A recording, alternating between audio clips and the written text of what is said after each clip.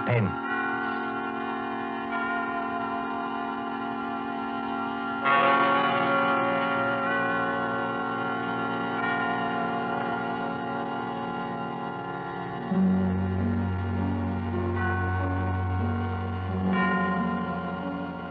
This is the Man in Black, here again to introduce Columbia's program, Suspense. Our star tonight is Peter Lorre, playing the part of the Hungarian Count Stefan Kahari, a gentleman of sinister aspect.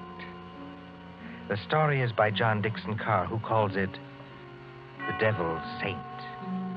If you have been with us on these Tuesday nights, you will know that suspense is compounded of mystery and suspicion and dangerous adventure. In this series are tales calculated to intrigue you, to stir your nerves, to offer you a precarious situation, and then withhold the solution till the last possible moment. And so, it is with The Devil's Saint and Mr. Peter Lorre's performance we again hope to keep you in suspense. The Devil's Saint. Paris, 15 years ago. Paris as it used to be, when lights twinkled from the old Trocadero to the hill of Sacré-Cœur, when taxicabs honked and the beat of tango swayed, and Chinese lanterns gleamed above the lake in the Bois, when, in short, you and I were young. Come then to the President's Ball at the Opera, St. Catherine's Day, 1927. A fancy dress ball at the Opera, filling these marble halls with a multitude of masks and a multitude of dreams. The mosaic decorations are no less bright than the colors that weave here. Harlequins and Columbine, Cleopatra and Musketeers. In the great marble foyer, remember it? They have set out little tables and lines of palms behind which you may sit screened. Look at one such table. A young man wearing the scarlet and gold uniform of an English Guards officer in Wellington's day. A dark-haired young girl in the costume of a bacchante. And as we approach... Ned, don't, please. You mustn't. Why not? You really don't mind, do you? No, of course I don't mind, only you mustn't.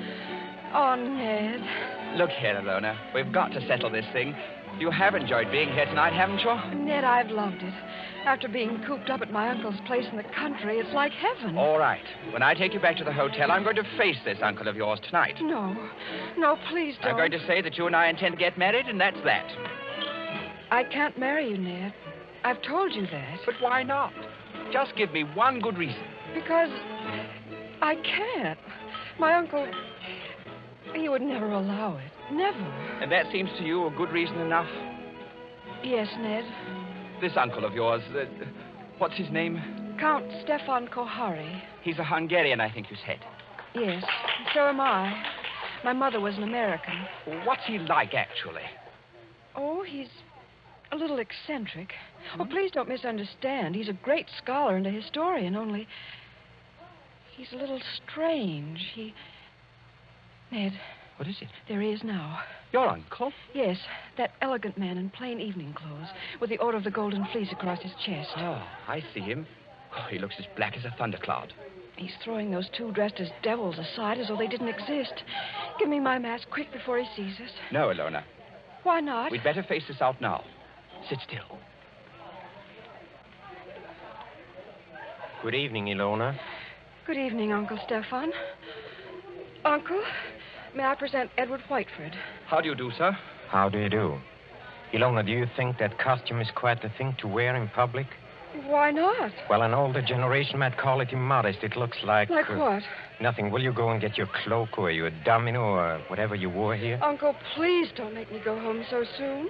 It's hardly 11 o'clock. I was not asking you to go home, my dear. I was merely asking you to put on a wrap. All right, I'll get it. You stay and talk to Ned. I shall be delighted. Will you sit down, sir? Thank you. You seem to have quite a gathering at this table. Oh, yes. Some friends of mine from the embassy. They're upstairs dancing now. Well, look, glasses, and still more glasses. You know, I was quite an adept once at musical gases. Have you ever tried it, young man? Well, it's very easy. You take a spoon like this, you see, and... Like it? Oh, forgive me, sir, but there's something I'd like to ask you. Yes? I don't know exactly how to say this, so I'd better say it in the shortest way. I want to marry your niece. Oh, look out, sir. You smashed one of the glasses. A few francs will pay for that. But there are other things of higher value. At least to me. Oh, maybe I ought to mention first that my full name is Lord Edward Whiteford. My father's the Earl of Grey. Indeed. I only mention that to show we're, well, respectable enough. Well, the British ambassador will vouch for me, sir, if you'd like to ring him up. And perhaps I ought to mention that I've always kept Ilona carefully guarded from the world. Almost too carefully guarded, don't you think? That, Lord Edward, depends on my reasons. Sorry, sir. You have known Ilona about how long? 4 days. 4 days. You wouldn't even choose a business partner in 4 days. Yet to want to marry my Ilona after 4 days. But we know our own minds, sir. You do, huh? Then you know more than the wisest man in this world. However, as one whose dearest wish is Ilona's happiness, I hope it is, Count Kohari. Do you doubt what I say? Oh, no, sir. Well, I will make you a proposition. I own an estate in Touraine, not far from Paris. A little chateau, a few hundred acres, fishing, very good stable of horses. I know. Ilona told me. Oh, she did? Well, then here is my suggestion. Why not come down and visit us for a week or two? Why, that's very decent of you, sir. Oh, not at all, not at all. And if at the end of that time you're not cured of this infatuation... Oh, it's not an infatuation. I swear it's not. No? Well, if at the end of that time you're not cured permanently of this feeling, you may take Ilona. And with my blessing. That's fair, isn't it? Oh, it's more than fair, Count Kohari. I don't know how to thank you. Oh, well, please, don't even try. And at least I can promise you a very interesting experience. You see, at the Chateau d'Azay, there is one certain bedroom. We call it the tapestry room. Yes? Well, I assure you, it'll be very interesting for you to sleep in that room. Why? Is it haunted or something? Oh, no. No, not haunted. Well, now, if you don't mind, I shall say goodnight, and I hope I can trust you to bring Ilona safely to the hotel. Au revoir. Look over there. What is it, sir? Just look. Streams of our fellow guests pouring down a main staircase. Shapes of nightmare. Shapes of delirium. Insane dead masks. Only the eyes move. Wouldn't we be terrified, perhaps, if we would look behind those gargoyle faces? Oh, no, I don't think so. They're only ordinary people like ourselves. That, sir, is where you make your mistake. Well, I shall expect you for the weekend, and encore une fois, au revoir. Ned. It's all right, Ilona. You can come out from behind those palms. What was he saying? I couldn't hear. Ilona, it couldn't be better. Well, he's a very decent old boy, actually. And he's invited me to the Chateau d'Azay. Did he say anything about the tapestry room? Yes. He invited me to sleep there. And you said? I said I would, naturally. You mustn't do it, Ned. I won't let you do it. But why the devil not? Because everybody who sleeps in that room dies. Dies? Are you serious? Oh, Ned, please don't do it. Oh, nonsense. There are a lot of superstitions about every old house. This isn't a superstition, Ned. It happened once when I was a little girl. A man insisted on sleeping there. They found him dead in the morning. So? How did he die? They don't know. There wasn't a mark on his body. He wasn't shot or stabbed or strangled or poisoned or hurt in any way. He was just dead.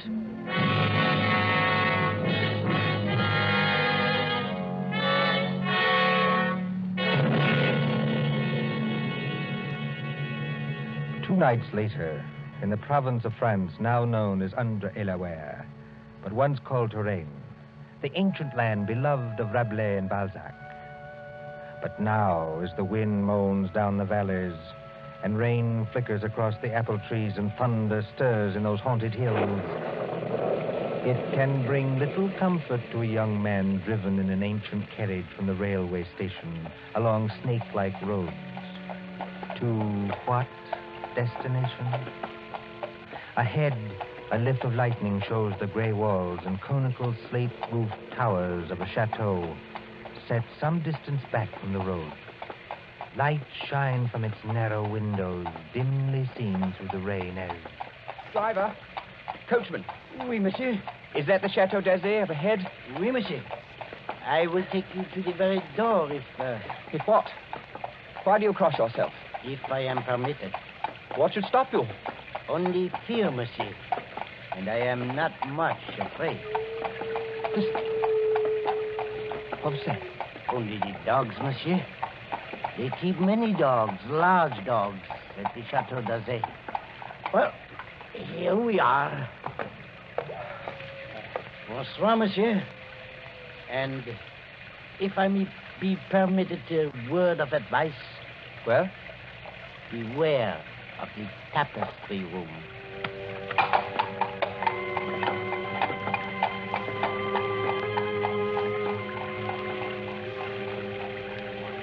there isn't a bell on this door. There might at least be a knocker. Ah, got it.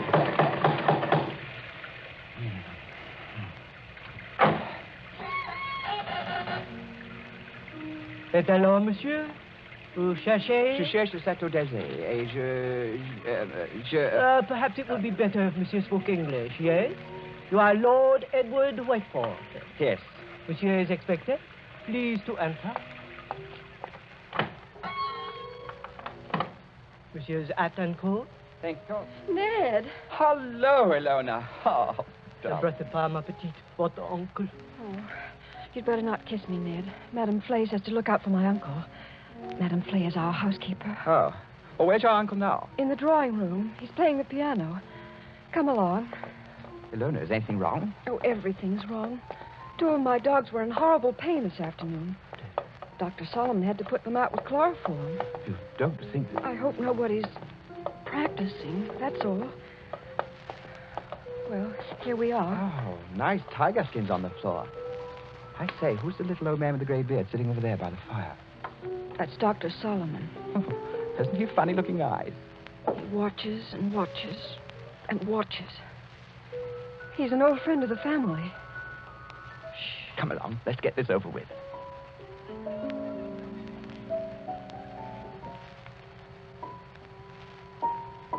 Ah, Lord Edward.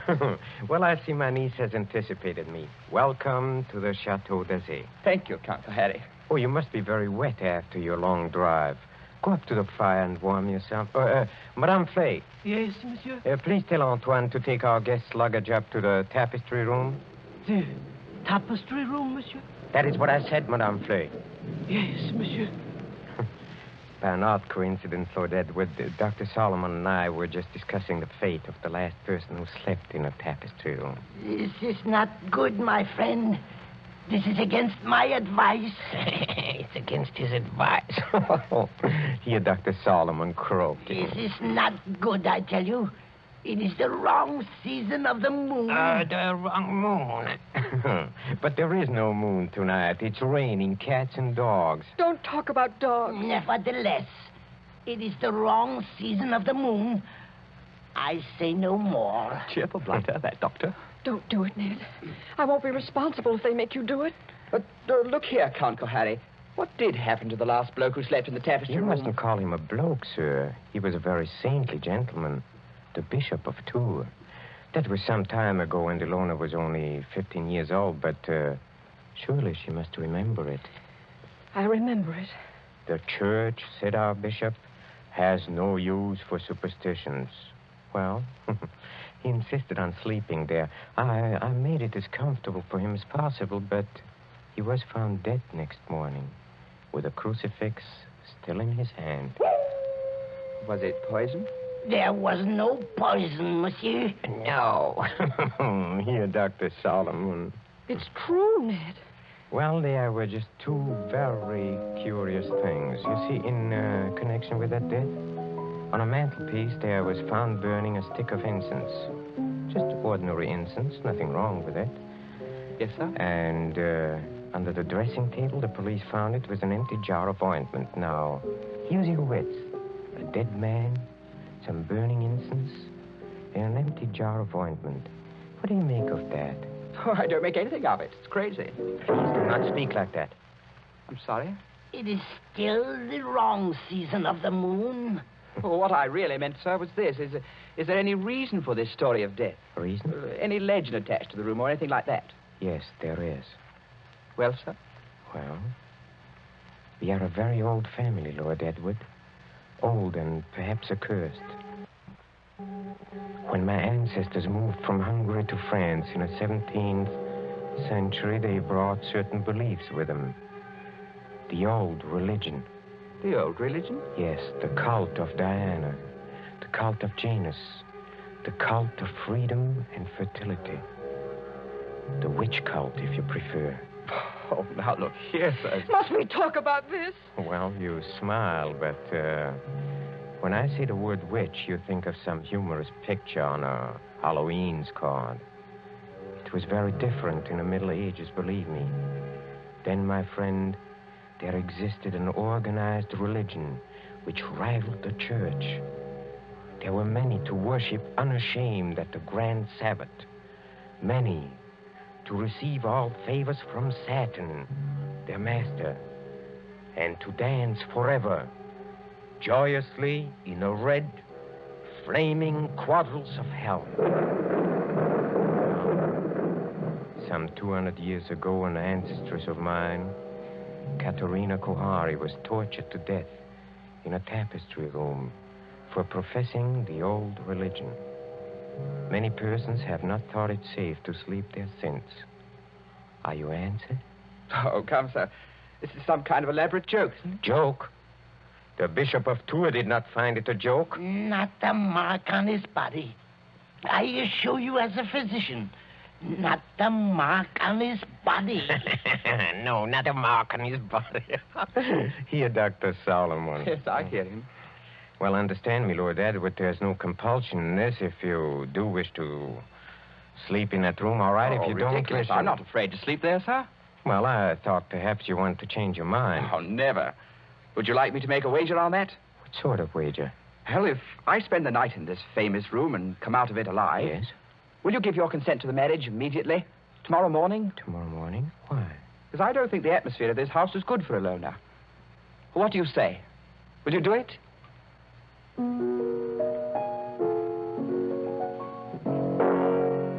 Very well, Lord Edward.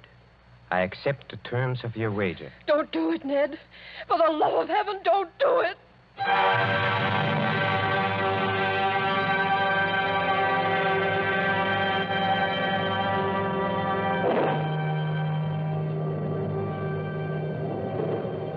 High up in the north tower of the Chateau d'Azay, under the conical slate roof, is the circular room hung with faded tapestries. These tapestries move slightly with uneasy, mimic life to the clamor of the storm outside.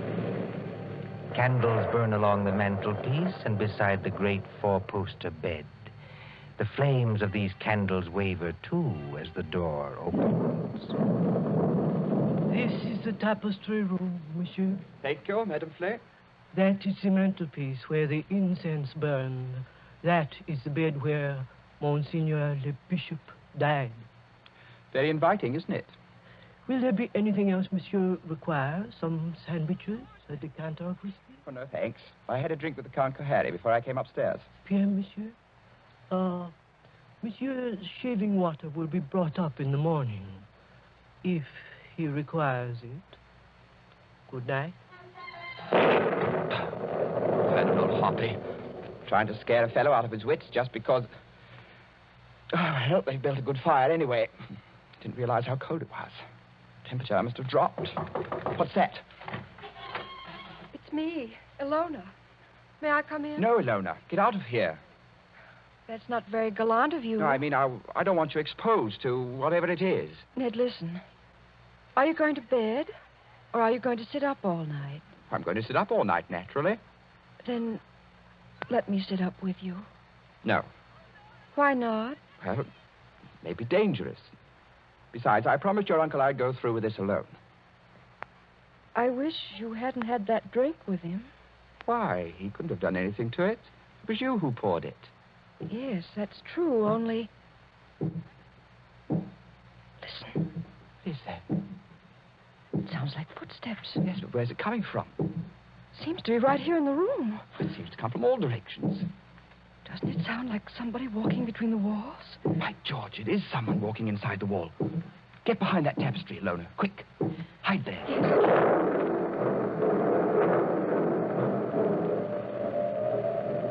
Count Kohari, where did you come from? Oh, forgive me, Lord Edward, for seeming to appear out of the wall and between the tapestries. Like Mephisto appearing to Faust, huh? And this red dressing gown perhaps adds to the effect, too. How'd you get here? A passage between the walls? Yes, exactly. Little device my ancestors for visiting this room. You know, they invented that when its occupant was so unmannerly as to bolt the door. Door's not bolted. You could have walked straight in. But I couldn't have done it unobserved. No. Maybe not. Have you had any other visitors, Lord Edward? No. Are you quite sure of that? Quite sure. Well, then, since nobody saw me come here, I'll just sit down by the fire. Please sit opposite me. Is this the showdown, sir? I don't understand. Well, there's got to be a showdown between us. Is that why you're here? Oh, I'm here, young man, to explain certain things to you. Will you have a cigarette? Thank you. Oh, they're perfectly all right. That is what you're afraid of? I'll have one, yes. A light? Thank you.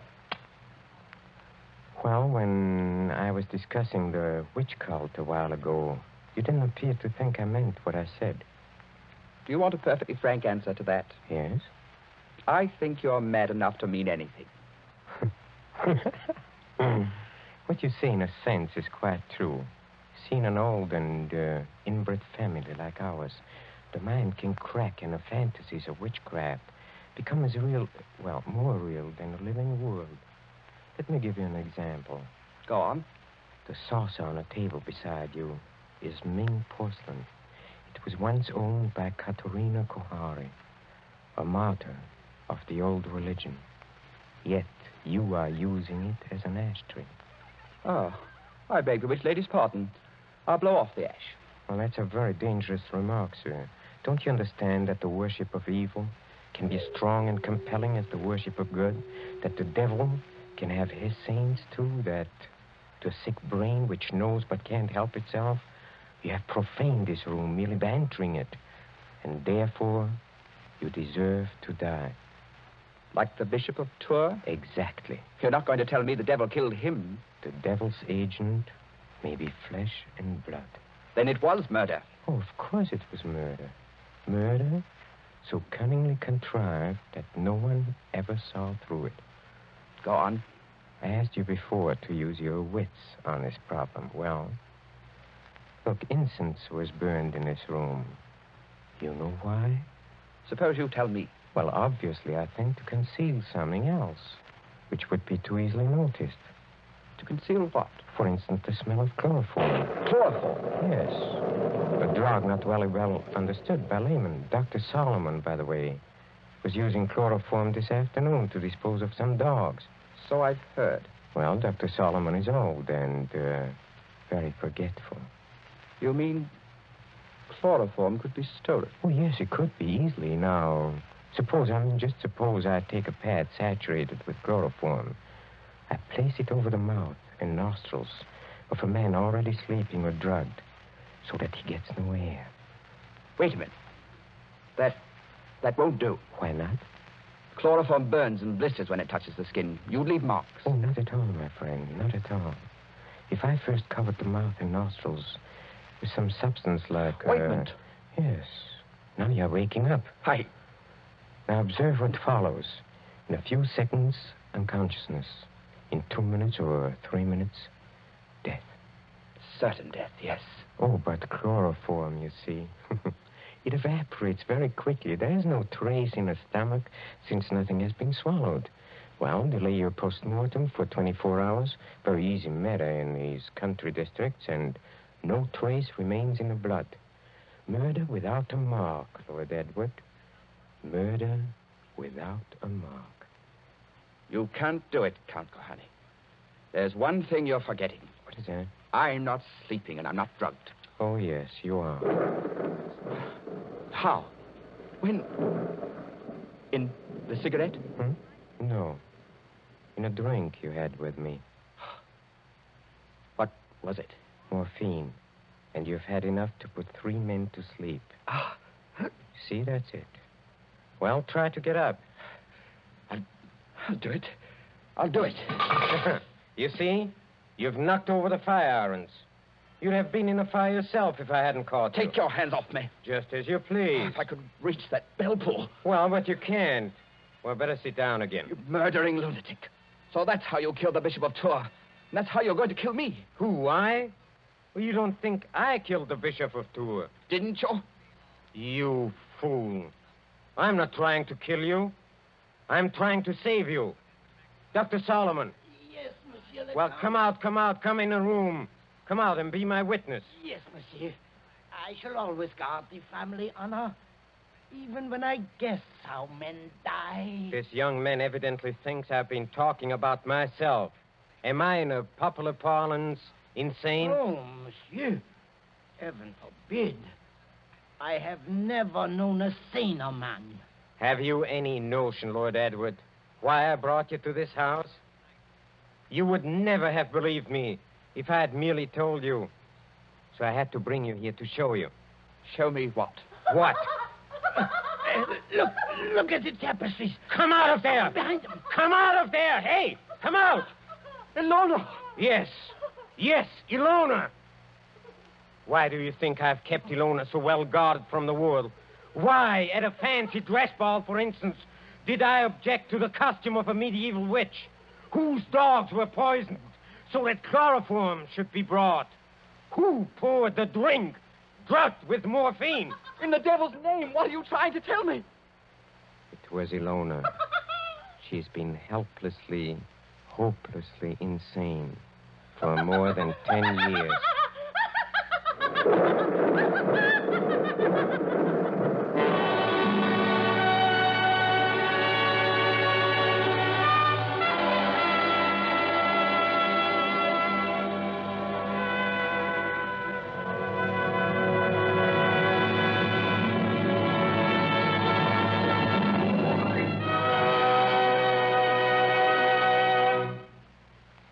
And so closes The Devil's Saint, starring Peter Lorre. Tonight's tale of suspense. This is your narrator, the man in black, who conveys to you Columbia's invitation to spend this half hour in suspense with us again next Tuesday.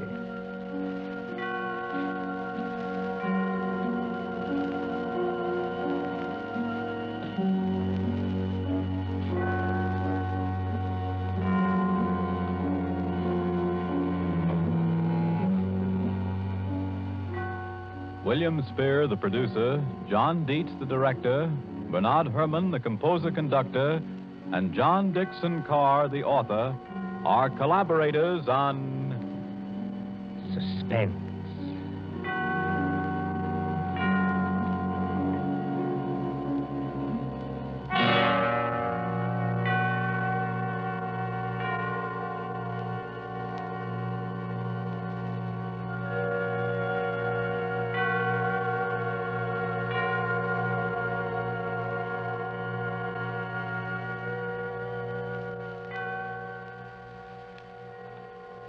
This is the Columbia Broadcasting System.